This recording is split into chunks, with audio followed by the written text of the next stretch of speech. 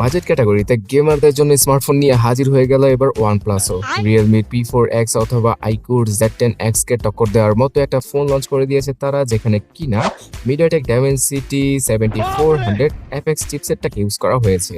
তার উপর দিয়ে বিশাল আকৃতির ডিসপ্লে, OnePlus-এর মাখনের মতো অক্সিজেন ওএস এবং 7000 mAh এর হিউজ ব্যাটারি থাকতেছে এই ফোনটার মধ্যে।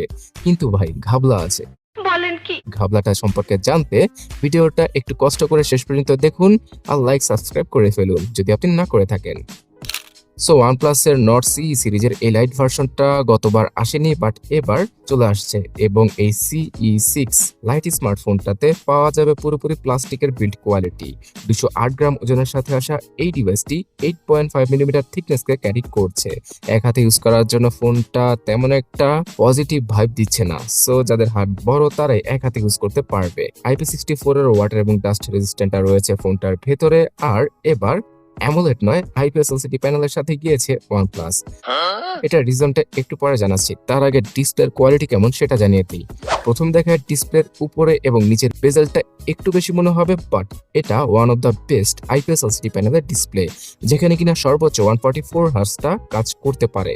তো হাতে গোনা দু একটা অ্যাপ বাদে কোথাও আপনি 144 হার্টজকে ইউজ করতে পারবেন না। 120 হার্টজে সবসময় ওঠানামা করবে এই ফোনটার ডিসপ্লে। সর্বোচ্চ 1000 নিটসের ম্যাক্সিমাম ব্রাইটনেস রয়েছে এখানে, তাই রোদের আলোতেও বাজেট ক্যাটাগরির স্মার্টফোন হিসেবে তেমন কোনো প্রবলেম হওয়ার কথা নয়। 6.72 ইঞ্চি সাইজের একটি নর্মাল ক্যাটাগরির ডিসপ্লে কি ইউজ করেছে OnePlus, যার রেজলিউশন ফুল HD+। তবে প্রোটেকশন গ্লাস হিসেবে কি ইউজ করছে সেটা তার স্পেসিফিক ভাবে জানায়নি, তো এই ডিসপ্লেটাকে আমি এভারেজ কোয়ালিটির ডিসপ্লেই বলবো। সো ডিসপ্লের ক্ষেত্রে অ্যামোলেডের বদলে IPS LCD প্যানেলকে ইউজ করার একটা মেন রিজন হচ্ছে গিয়ে এই প্রাইস হাইকের যুগে তারা Mediatek Dimensity 7400 কে দিতে পারছে। এর আগের ফোনটাতে খুব সম্ভবত স্ন্যাপড্রাগন 695 ছিল এবং সেই চিপসেটটা আমার কাছে একদমই পছন্দ হয় না, বিকজ না আছে 4K ভিডিও রেকর্ডিং এর অপশন, না আছে PUBG গেমে 60 FPS এর অপশন সেই চিপসেট যুক্ত স্মার্টফোনে। তো এই দুইটা জিনিসকেই এলিমিনেট করে দেয় Dimensity 7400টা। বর্তমানে বাংলাদেশে 25 থেকে শুরু করে 35,000 টাকার ম্যাক্সিমাম স্মার্টফোনে, মানে অফিসিয়াল আনঅফিসিয়াল মিলিয়ে ম্যাক্সিমাম স্মার্টফোনেই এই চিপসেট রয়েছে। এবং আপনারা যারা iqoo Z10X, Realme P4X এই সকল ডিভাইস ইউজ করেছেন না, তারাও এই চিপসেটটাকে ফিল করতে পারবেন। পাবজিতে 60 FPS অনায়াসে চলে, 90 অথবা 120 FPS ও আপনারা খেলতে পারবেন পাবজি গেমটা। ভিডিও এডিটিংটা ফুল HD তে করলে মাখনের মতো করা যায়। তাছাড়া রেগুলার লাইফে ইউজ করেও তেমন কোনো হ্যাং অথবা জিটারনেস এর দেখা পাওয়া যাবে না এই চিপসেট যুক্ত OnePlus এর CE6 লাইট স্মার্টফোনটায়। আর হ্যাং এবং ল্যাগকে না পাওয়ার আরো দুইটা রিজন রয়েছে, এক হচ্ছে গিয়ে এর র্যাম, আর একটা হচ্ছে গিয়ে এর অপারেটিং সিস্টেম। অক্সিজেন OS 16 এবং অ্যান্ড্রয়েড 16 এর সাথে আসে এই ডিভাইসটা। দুইটা OS আপডেট আর 4 বছরের major Android security update promise করেছে OnePlus। অক্সিজেন ওএসটা অনেক বেশি ফাস্ট এবং স্মুথ, বাট একদম ফ্ল্যাগশিপ লেভেলের, মানে OnePlus 15, 15T এই সকল স্মার্টফোনের যেই অক্সিজেন ওএসটা রয়েছে না, সেটার মতো পারফরমেন্স তো আর বাজেট ক্যাটাগরির ফোনে পাওয়া যাবে না। তারপরও OnePlus কিন্তু খারাপ কিছু দেয়নি। এআই রিলেটেড বেশ কিছু ফিচার ইউজ করা পসিবল এই ফোনটায়। ইউজার এক্সপিরিয়েন্সকে ভালো রাখার জন্য তারা অ্যাডস এবং ব্লোটওয়্যারকেও খুব কম দিয়েছে। তার পাশাপাশি এটাতে অ্যানিমেশনগুলো একদম মাখনের মতো কাজ করে। যদিও কিনা ফ্ল্যাগশিপ লেভেলের এক্সপিরিয়েন্সটা পাওয়া যাবে না, তারপরও যেটা OnePlus অফার করছে খারাপ নয়। বাজেট দিকের কথা বললে ওই অ্যাডস এবং ব্লোটারকে বলবো, যেটা কিনা রিয়েলমির স্মার্টফোনে থাকে ঠিক তেমনটাই OnePlus এর এই বাজেট ক্যাটাগরির স্মার্টফোনে রয়েছে। আর ভিডিওর শেষে কিন্তু একটা টুইস্ট সম্পর্কে জানাবো।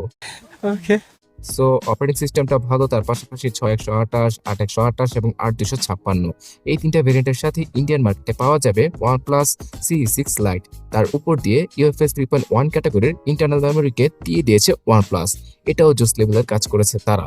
এটার জন্যই বর্তমানে অ্যান্থুতো বেঞ্চমার্কের লেটেস্ট ভার্সনে 10 লক্ষের মতো স্কোর করতে পারে এই ডিভাইসটি। তো চিপসেট, সফটওয়্যার এবং স্টোরেজ এই তিনটার কম্বিনেশনকে মিলিয়ে বাজেটের মধ্যে সেরা পারফরমেন্সটাই পাওয়া যাবে OnePlus Nord CE6 লাইটে। তার পাশাপাশি আপনারা SD কার্ড ইউজ করতে পারবেন, তবে সেটা হাইব্রিড স্লটের। দুইটা 5G সিম অথবা একটা 5G সিম আর SD কার্ডকে 1000 GB পর্যন্ত এই ডিভাইসটাতে ইউজ করা পসিবল।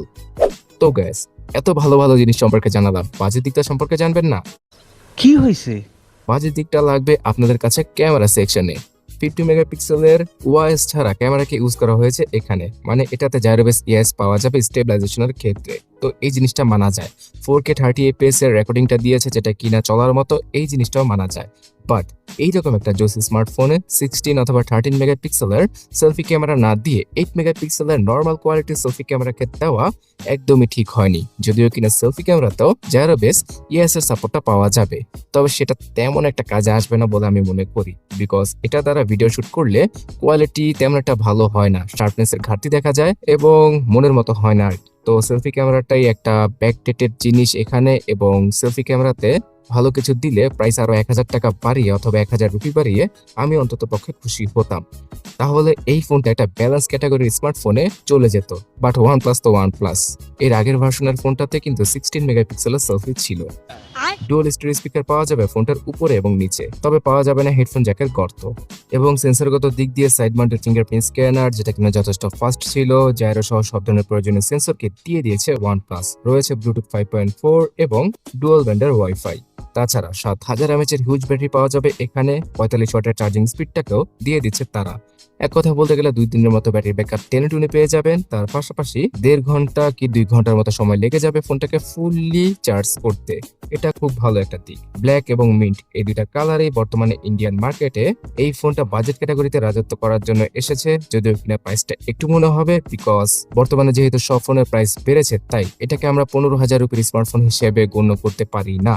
18 থেকে প্রায় 25,000 রুপিতে এটার বিভিন্ন ভেরিয়েন্ট লঞ্চ করা হয়েছে ইন্ডিয়াতে। সো বাংলাদেশের মার্কেটে আমরা 25 থেকে 30 কি 32,000 টাকায় এটার 6GB থেকে শুরু করে 8 256GB ভেরিয়েন্টটা আনঅফিশিয়াল ভাবে পেয়ে যাব।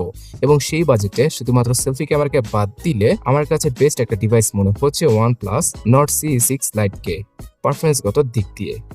আর ভিডিওর মাঝখানে বললাম না, একটা সত্য রিভিল করব, সেটা হচ্ছে গিয়ে ভিভিকে ইলেকট্রনিক্স এর ব্র্যান্ড হচ্ছে গিয়ে ভিভো আর ওপ্পো। ওপ্পোর আন্ডারে আসে ওয়ানপ্লাস এবং রিয়েলমি তাদের P4X কে সিমিলার স্পেসিফিকেশনের সাথে এবং সিমিলার ডিজাইনের সাথে আরো 3-4 মাস আগে লঞ্চ অলরেডি করে দিছে।